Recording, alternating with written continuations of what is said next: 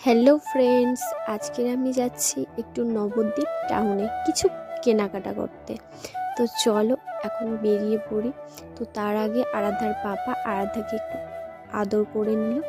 আর প্রথমেই আমরা কিন্তু ফুচকা খেয়ে নিলাম। আর ফুচকাটা দেখো কি মশলাপাতি আর শসা একটু ঘুগনি দিয়ে মাখছে আলুটা। তো তারপরে এই দেখো আমরা গপা আর কি সেটে দিলাম ফুচকাগুলি। আর এরপরে চলে আসলাম এই যে মায়ের জন্য একটা চেন কিনতে। তো সোনার চেন কেনার ক্ষমতা আমার নেই, আমার যতটুকু সামর্থ্য আমি মাকে এই চেনটা গিফট করবো আর কি।